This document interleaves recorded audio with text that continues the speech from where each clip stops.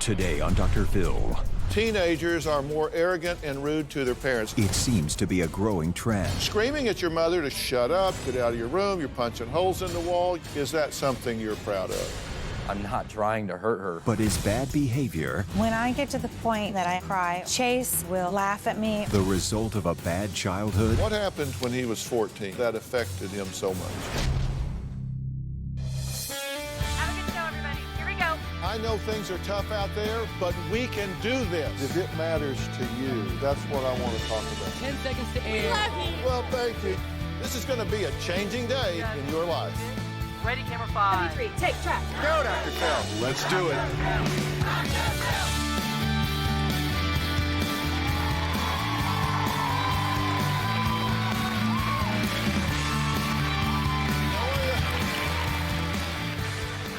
We did a show with a teen by the name of Chloe, and many of you felt like she was being rude, disrespectful to her parents, and to me, for that matter. Millions of you were upset by her behavior and the way she spoke to her mother. And I got the feeling you're upset as much because it was representative of the way too many teens today conduct themselves. Take a look. Your personal life with Dusty is affecting our entire household right now. I hate you. Do you hate your mother? Yes. Why do you hate her? She is a bitch. Because you think you know everything, Dad. You really do. I'm asking for some respect in my home. I'm gonna walk off, and it's over. Okay, but you understand that you're not telling the truth, and I can't I help don't you. care that I'm done. Okay. Well, we received thousands of emails and comments on our message boards. Vicky wrote, I just wanted to slap the television and adjust that rude, snippy, disrespectful attitude she has. Jennifer said, I am appalled by the stream of lies and smart-alecky attitude that came from Chloe. And another viewer wrote on our message boards, I am so sick and tired of teenagers such as Chloe. Bitter, disrespectful, rude, hateful. What is going on in our society? Later in the show, we're going to give you a very surprising update about Chloe. Now, my first guest can clearly relate. Rhonda says it's her 19-year-old son, Chase, who is arrogant and just downright mean. His family says that he has such a big ego, they call him Hollywood. Chase can be extremely rude and he can be extremely disrespectful. And at times it gets so frustrating, I feel like I just want to throw him through a wall. I'm very straightforward. I have a sarcastic tone to me when I talk, just because I'm kind of fun-loving and I just like to mess around. When it comes to around the house, I hate asking Chase to do anything. Usually the answer is no, or the answer is, yeah, when I'm done, 3 hours from now. I just as soon not go ask him. I gave Chase the nickname Hollywood because he loves to live the life of high expectations. He hasn't lived long enough to realize that you have to work for things in life. I currently am paying for his car insurance, $250 a month because of all the tickets and accidents he's had. I pay for his phone. I pay for his health insurance. I actually enjoy doing for Chase. What I don't enjoy is his disrespectfulness and his attitude back towards me. It makes me feel like he's completely unappreciative. It becomes hard to appreciate it when you're throwing it in my face all the time, and it becomes annoying. When I get to the point of frustration that I actually cry, Chase will laugh at me or he'll get mad. After hearing her cry so often, I just started to become insensitive to the way she was crying. Just get frustrated and angry is just what it does to me now. I definitely think she is a little too sensitive. I want him to understand how bad he hurts me. So what do you think about that as you watch it? Are you tuned out enough that you don't get that it hurts the other people around you? I feel like she's mostly just a little too sensitive about it, and the reason I say that is because when I'm playing around and when I'm being sarcastic, it's just that. I'm playing around. I'm not trying to hurt her. I'm not trying to make her What do you cry. say about that? Dying to interrupt. Please, it's all yours. It's, you know, you are not playing all the time. I'll ask you to do something. No, you're not. There you go, right there. I will ask you to do something. I'll say, Chase, can you take care of this? And you'll say no, just to be funny. You think you're funny. But I'm not sure. Playing with you. But you play so much, I don't know if you're serious or not. And I'll say, are you serious? I don't know. Chase Anthony, Rhonda Annette. You say it back to me. And I'll say, Chase, Rhonda. You totally antagonized me to the point where then I completely get upset, and all I really wanted to do is ask you to do the dishes. All I feel like I'm doing is just making fun of a situation before I go actually do it. I mean, I'll mess around, but then I'll go do it. You're here because she wanted you to be here. I give you credit for that. The day I emailed you, Yeah. it was really a bad day. Why? Well, I had seen him, the way he was acting with his current girlfriend, and it was, in my opinion, it was really mean. To me, it was verbally abusive. It was completely uncaring. I mean, he had no feeling at all. And he'll say whatever he wants to say about her, but what I said was, if you can't talk to her without abusing her verbally, then you shouldn't be with her, was my opinion. And he got very, very, very defensive and said that I was telling him he's abusive. And he said, you know what? Just shut up. Just, you know what? And he said, get out of my room. I said, Chase, I'm not trying to put you down. I'm trying to help you. You're not helping me. Get out. Just get out of my room. Chase can be very disrespectful to the women in his life. The way Chase talks to the girls definitely mirrors the way he talks to me. It's really upsetting. She'll say, you're being rude, or like, what was that about? It's like she's jumping in halfway into a conversation, and then she'll make a judgment on it, and then just lash out at me. She has no clue what she's talking about. I had witnessed Chase with his current girlfriend at the time, and I felt like he was being extremely rude and mean and harsh. I heard him speaking on the phone with her, and he was just really short. Then she got dramatic on me and said, Chase, you're gonna abuse women when you get older. And I said, whoa, what the heck is that supposed to mean? I said, I'm not saying you're abusive. I'm worried about your relationship with women in the future, and that really set him off. I said, then she started getting upset, started crying. I feel like he's not gonna treat a girl any better than he treats his own mother, which makes me really, really worried that he will get into a relationship, maybe get married, and then get divorced. I don't want him to head for disaster like I did. You didn't tell us just now what you actually said at that time. Well, as soon as I hung up the phone, the way you brought it across was, Chase, I just have a bad feeling you're gonna be abusive when you grow up. No, I didn't. Yes, you did. No, I didn't. Yes, you did. Okay, well, let's assume that's what she said, because I'm saying it. Okay. So Well, you want to get sideways with me, because you're screaming at your mother to shut up, giving her the F-bomb, and telling her to get out of your room.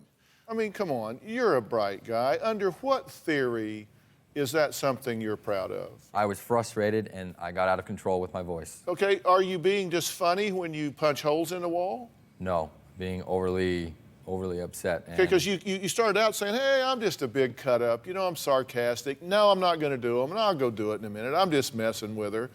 But the truth is, you're telling her to shut up, get out of your room, you're punching holes in the wall. You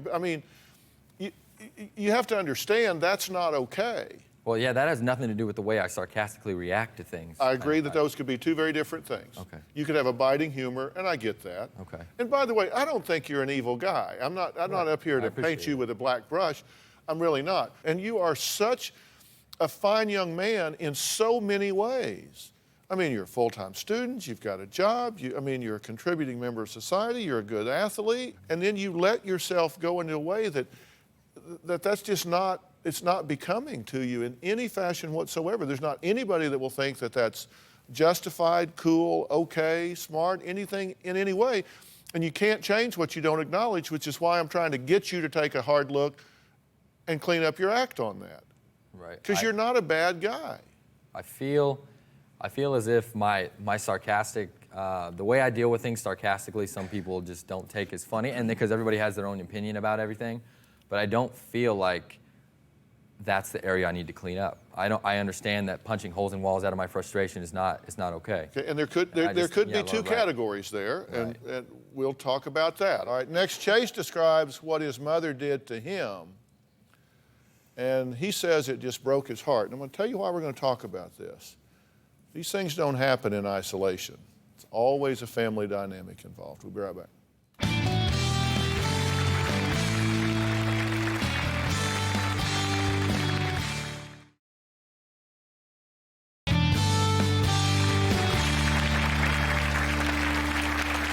There seems to be a new trend where teenagers are more arrogant and rude to their parents. Now, Rhonda wrote to me about her 19-year-old son, Chase. She says that he is oftentimes rude and disrespectful to her. Now, here's a list of mom's complaints.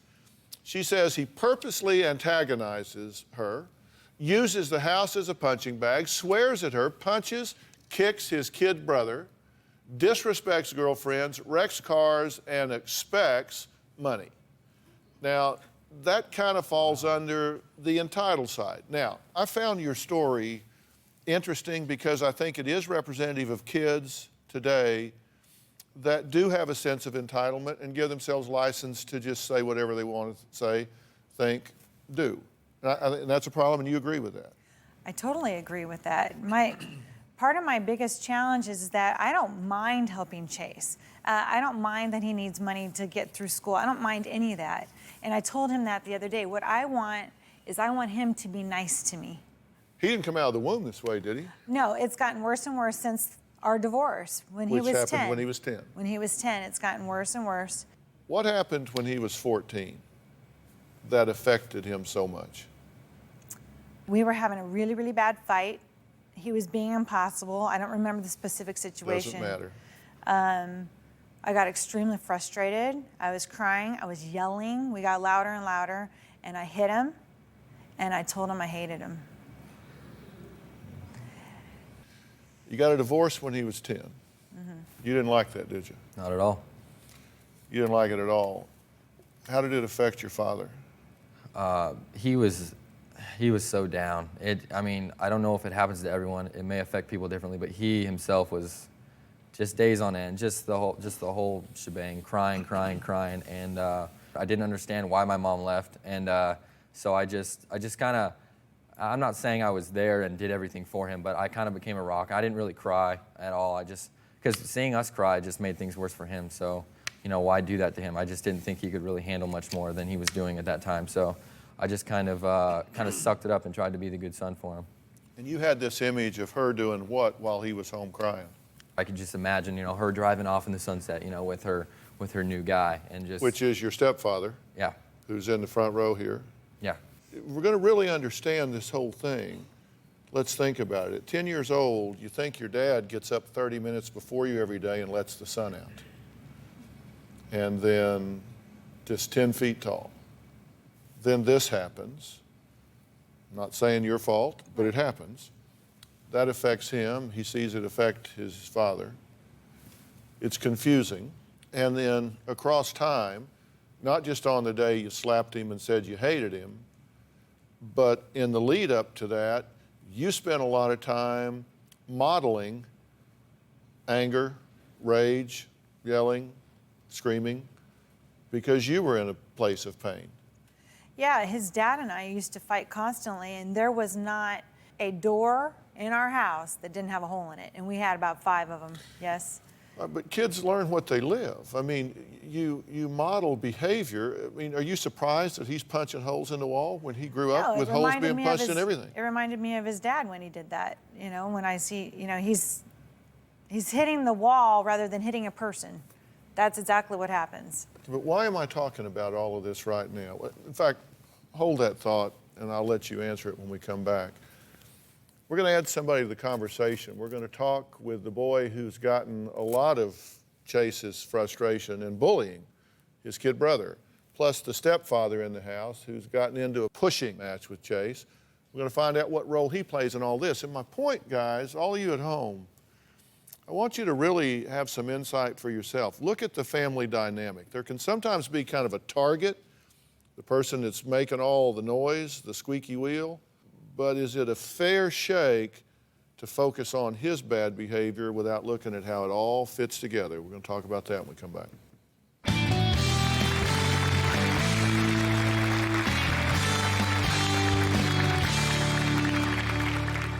Chase likes to antagonize me a lot. He's hit me in the face. It's gotten pretty intense. One time, Chase became so violent with his brother that grabbed Chase, threw him up against the wall, and told him to leave his brother alone.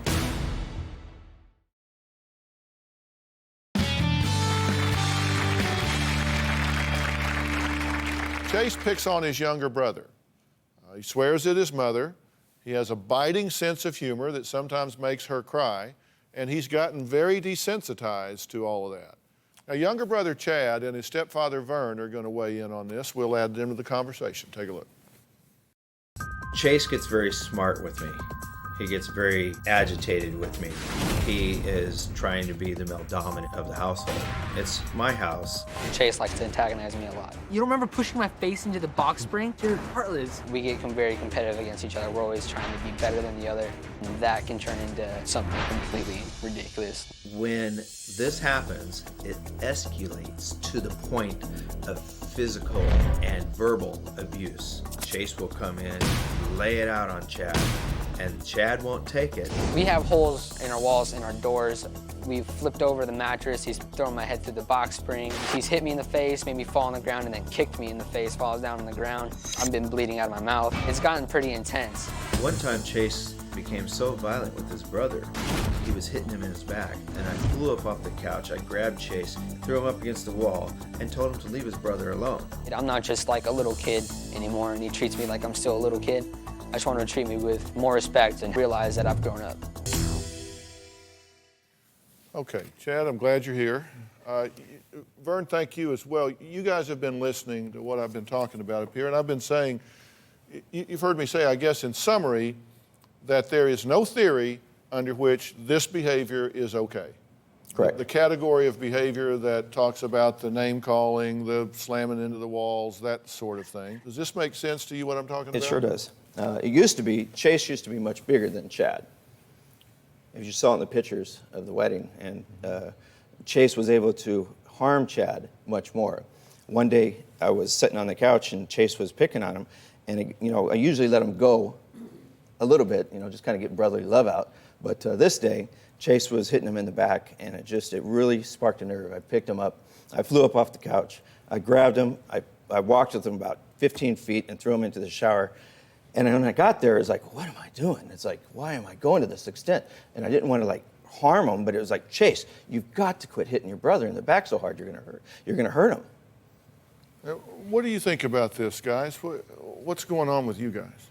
I think it was around Christmas time.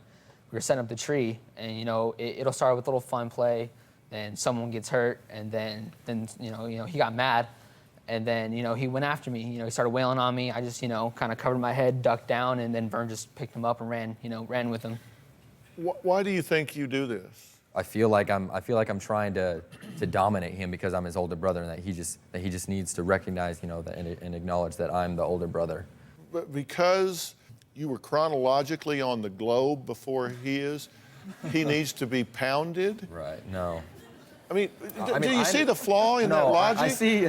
Because I can play that back for you. You just said, I'm his older brother, so I have to dominate him. He needs to get that I'm older. No, I'm dominant. But I don't think it so sternly like that. I'm just telling you not my excuse, but the reason for why it just happens. It just doesn't happen just out of nowhere. I just have this conscious feeling. I know there's a problem, and I just don't know what to do about it because I feel so strongly about it. If I was thrown into the heat of a situation with Chad, and he was trying to fight me, I wouldn't give up until I felt like I was the dominant brother. But you're older, you're bigger, you're stronger. Is there a point where it matters to you where you ask yourself, what am I so angry about that I've become so intense? Because let me tell you, if we see that on the outside, I really do worry about how you feel on the inside. That can't be a pleasant experience for you, to be that enraged.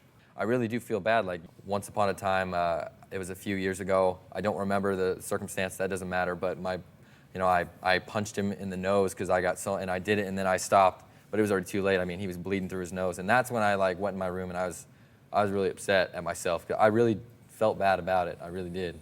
I knew it wasn't right. And do you feel bad when you get angry and yell at your mother? I did feel bad when that specific instance. I truly believe I remember you saying verbatim that you felt like I was going to be abusive. So immediately I went to defensive, and I did feel bad. Just let me finish. I felt bad when I told you to, and I also told you were immature and just to get out of my room. And I knew that was the wrong thing to do. But I don't want to be like you and Dad were when you guys used to fight like that. So I just take extreme offense to that, and I just I just yelled at you. I don't think you're ever going to be physically abusive. I think you'll hit a wall first. But verbally, you can really use words that hurt.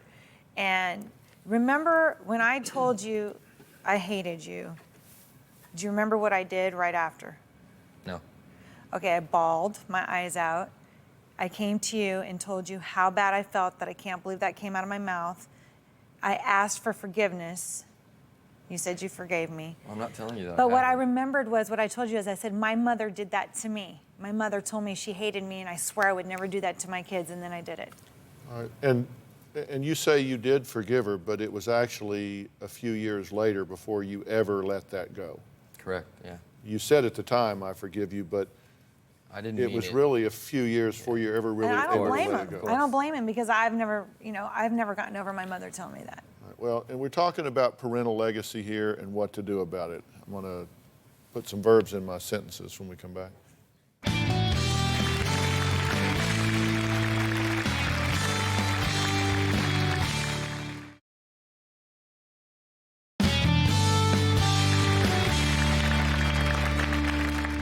At times, I think Chase can be, a bully towards me. Just walk into the house and just call me a name straight up and like hit me on the head. I'll just shrug it off. But sometimes it can really get to me. Well, that was 17-year-old Chad, who, along with his family, wants help in changing his older brother's rude and bullying behavior. What I've said is this is kind of the target in this situation, but it's a family dynamic that involves everything. And I'm not making excuses for you, and I don't want you to make excuses for yourself. Right, I wanted to say something about what you said about just a second ago about me not being appreciative or thankful for anything you do. I think that really plays into possibly how overly sensitive you are to everything that I do. Because How am I overly sensitive? myself, I'm overly sensitive. I'm talking about appreciation. That's an argument. I'm not talking. No, I'm talking about to me, appreciation if you for the appreciate me and car. respect me, you don't talk to me like that, period. You're not letting me finish. I'm sorry. When we're talking about, as far as you guys getting me a car for my 16th birthday, that was fantastic. I loved it. I was exuberant. I was so excited. I was happy. Everything you guys do for me, I do show appreciation for. But when I You appreciated the car? You were disappointed that it was that type you didn't of car. like the car. Yeah, You were totally ticked that it was a I stick told you shift. after a time, I told you playfully, and I've said this to whoever I've talked to about it. I told them playfully that it was a girl's car. That's what I said to my mom. You wanted something bigger and better. Okay, so And you're listen, mad that so it was listen. manual at So the same listen. time. Oh, you weren't. Yeah, because I didn't know how to, Automatic. It wasn't run it first. manual. Anyways, so You I didn't know how to threw a run it fit at first. I trying didn't to throw a drive fit. it. So at first I was sarcastic about it. This is what we're here for, and I played with it, and I played with it, and messed around with you guys over it since, like a few months after, and told you that this is a freaking girl car, blah blah blah. I can't pick up a girl But to you were prom so in this, but demanding about getting a car, like you deserved one. Like, okay, I was. all Okay. my friends have a car. Everybody has a car. All the people who are popular have a car. And it was like I'll explain that to you if like you let me demanded a talk. car. It was like if I didn't get you a car, I thought that, I was like All right, the worst I wanna mother hear it. alive. I want to hear this explanation. A lot of our friends, when we were growing up in school and such like that, had a lot more than what we had, or we felt like they had a lot more than we had. But I feel like, I was always telling you, I remember I was like, all my friends got cars, all my friends aren't freaking riding the bus to school every day, so I was trying to start living the life that everybody else had that I had never had before, before that age. Is there some point where the light bulb comes on over your head and says, maybe this isn't the best way for me? I mean, let me just appeal to your greed. Is this the best way for you to be in the world? I don't believe that I feel like I'm entitled to everything. You can open your eyes as wide as, but totally disagree. But from I feel your like, shoes to everything. Okay. So I feel like that maybe directing towards my family, maybe that's not so okay. But what I'm starting to try to do as I'm transitioning into that adult life is, I feel like my straightforward attitude and my greed for trying to get what I want is going to get me somewhere in life. Well, the name Hollywood came from the fact that you have to have quality. Everything has to be brand name in your life. I mean, you can't have an off-brand something, and you stand in the mirror, you look in the mirror for 20 minutes, groom it, everything, make sure every hair is perfect, you know, you use every byproduct. I mean, you are, use all these, and you're a all these handsome young products. man. You're You very, used to very straighten handsome. your hair in the morning. You used a I did. straightener. That when my hair was longer. I mean, you're more high maintenance than my wife, and she's beautiful. I don't know about that. And it takes her an hour and a half to get ready. You're just beating on me now. What do you? I mean, is this? No, what I'm saying to you Helps is me. what I'm saying to you is that you do feel entitled to things in your life. You want the best of the best, and I'm saying you need to work through life to get to those things. All right, but I've tried to make a point here that everybody has to own some of this dynamic here. You have not been the best role model. You have to look at this and say, is this who I want to be? If you're going to give a job application, you're going to fill out a resume, are these the things you would like people to know about you? No. Okay, then don't do that. I mean, you've got to decide it's time for me to hold myself to a higher standard. Well, I have a question because, for instance, when you bring up employers, every employer he's ever had, except for us, okay? It's family. Every employer he's ever had brags about him. They tell me, they come to me and say, you have raised the most awesome son. He works hard, he's good with people, he's so smart. With us, What's the question? the question is, why is he so great outside the family and he's not that way at home? Why does he work hard on the job, but at home he's lazy? He's not mad at them. What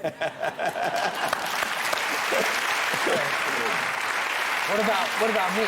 I mean, I'll antagonize him here and there because that's what brothers do, and you know, brothers antagonize each other. Okay, he can be great outside, but then what did I do to deserve what he does when he You comes beat home? him in the game. Okay, look, things that families say and do have more impact and more gravity because those are the people we care about. That's who we want to be happy with. That's who we want to love. If you say something that hurts him, it means more because it comes from you than some guy down at the 7-Eleven on the corner. What do you care what he thinks? You know, so it does, and he goes to his job, he doesn't have an emotional investment with those people. There is unfinished emotional business here. There are open wounds. It's like your psychological skin is burned at home. So somebody pats you on the back at home, you go, ow. Somebody pats you on the back at work, you just say, hey, how's it going? I mean, there's a big investment here in this. And, you know, you are competition here. He somehow, he said it earlier, I got to dominate. And you guys didn't invent this dynamic. It's such a big deal in our society today. There are actually TV shows about nothing but this. And when we come back, I'm going to introduce you to somebody that wants to give you a phone number. He may never have to worry about getting beat up again or hitting the nose while he's asleep or whenever. We'll be right back.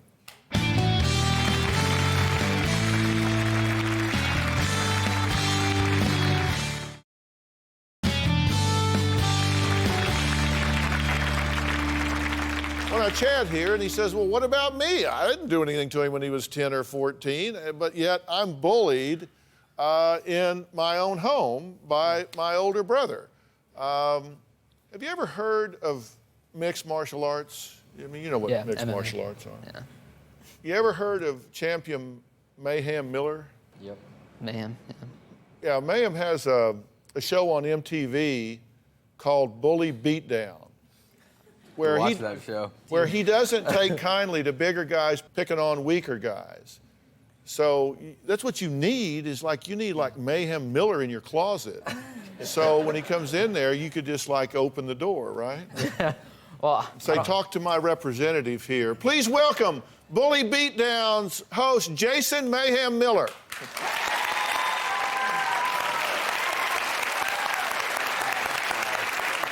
What do you say, man? How are you? Great. Hey, buddy. I heard you watch my show. Sure do. Well, you know, in my show, we have guys who have your exact same attitude get beat up by professional fighters. So I make my living beating up bullies. Gotcha. I am so glad you came to Dr. Phil instead of my show. Because you are a good-looking guy, and I would hate to see this get mangled up. Now, you were bullied. Bullied, as a kid. yes. I was bullied. I was in your shoes, getting punked and bullied on the block, and you don't need to do that, man. You don't need to do that. If you're tough, if you're the alpha, you don't need to punk him down. You need to have it inside yourself to be happy enough with yourself that you don't even need to punk him to know that you're awesome. When was it? And I asked this because both of my boys are trained in the martial arts, and so I've watched what's happened to them. When was the last time you ever just went out and started a fight, picking on or bullying somebody? I can't remember. Last time I got beat up by somebody was 14 or 15, but you know what I mean. But you just wouldn't go out and pick on somebody and start a fight. The fact that I can defend myself gives me the confidence that lets me know I don't need to go ahead and punk somebody down. You got nothing to prove. Nothing to prove. Because you know in your heart that you are a solid guy. You know you can protect yourself. What are you trying to prove when you're beating him up? You said you're just wanting to dominate?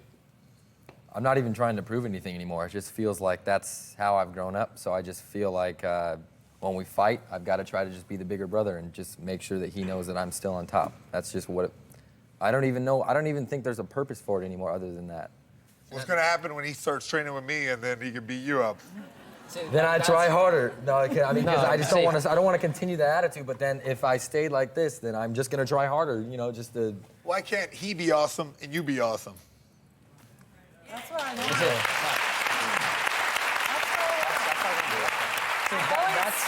I always talk to them. I said, "You're brothers." I said, "You guys should be best friends. You're always gonna have each other's back, you know, because." You can always find people in the world, but your brother's your brother. And I'm like, why do you guys fight against each other? And you always play against each other constantly.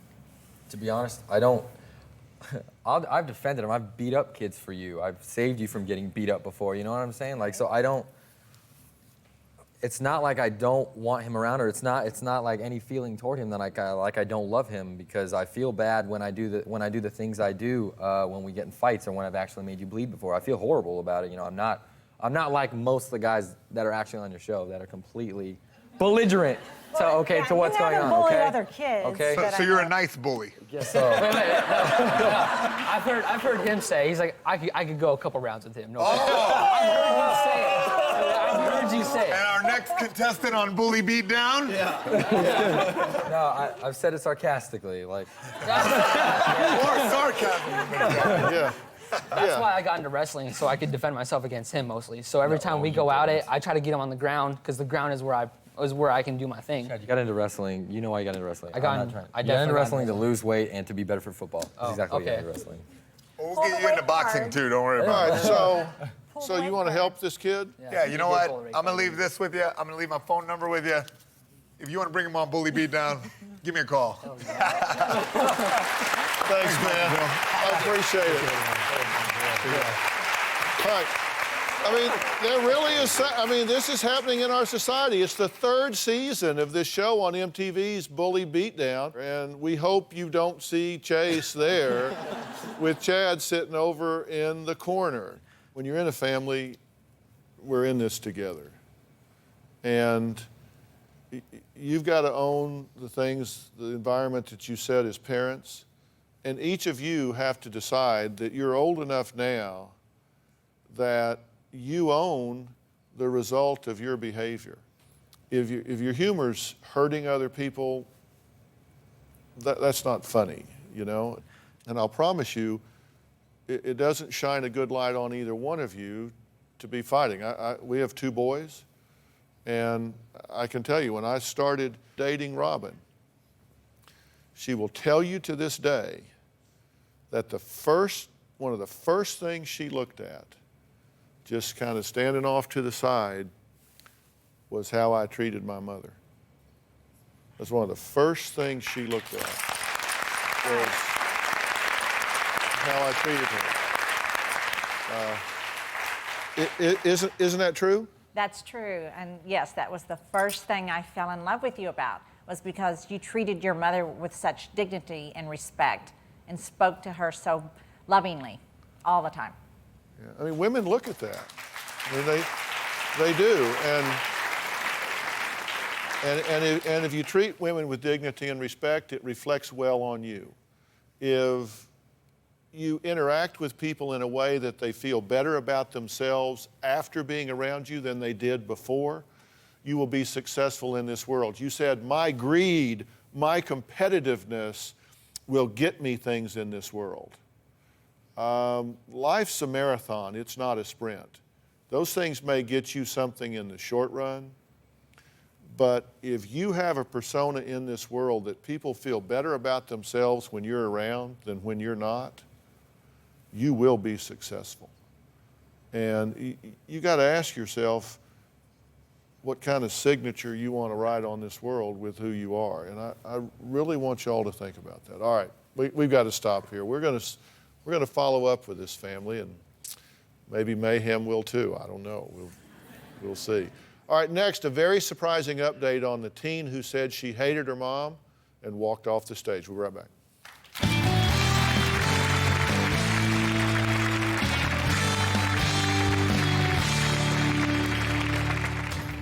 Don't try and sit here like, oh, you're so good. No, you're not, okay? I'm not. I hate you. Do you hate your mother? Yes. Why do you hate her? She is a bitch.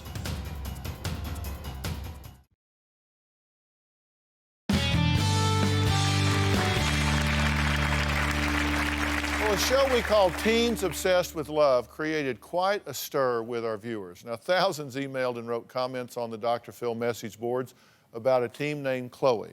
Now, her parents worried about a boy she was seeing, and the teen's anger toward her mother and me quickly came out on stage. What am I doing so wrong? Talking to him. That's wrong? Your personal life with Dusty is affecting our entire household right now. Don't try and sit here like, oh, you're so good. No, you're not, okay? I'm not. I hate you. Do you hate your mother? Yes. Why do you hate her? She is a bitch. Because you think you know everything, Dad. You really do. I'm asking for some respect in my home. I'm gonna walk off, and it's over. Okay, but you understand that you're not telling the truth, and I can't help I don't you. care, then I'm done. Okay. You're back. No kidding. Why are you back here? Because I'm not gonna let my mom sit here and talk like she does all the time. All right, so Look at her right now. Oh, like, you are being rude and disrespectful to everybody involved. So what's been happening with Chloe and her parents since that show? Well, I did offer the entire family counseling on the show, and that required active participation on all their parts. Well, it is good news. Chloe has been attending family sessions, and that is a huge step in a positive direction. And Chloe did finally stop seeing Dusty and says she no longer talks to him at all. And I told her parents at the time, he's not the issue here. I mean, that's just the battleground. Don't pick that battle. That will solve itself and go away. And it did go away. Chloe actually went and had her hair color changed from brunette to blonde. She said that's because Dusty's always liked her as a brunette. So take that. We're going to continue to follow this family and see what happens. We'll be right back.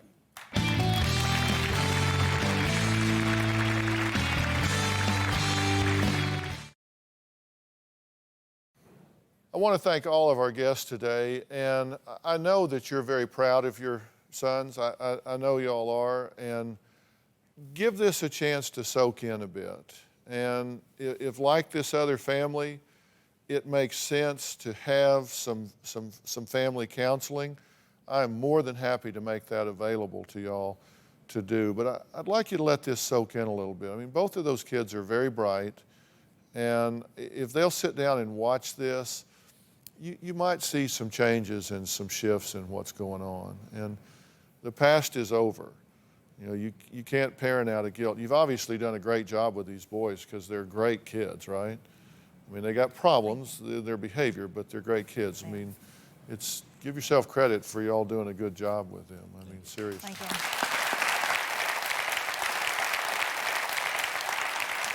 you. Well, Jason Mayhem Miller is the host of MTV's Bully Beatdown, so be sure to check it out.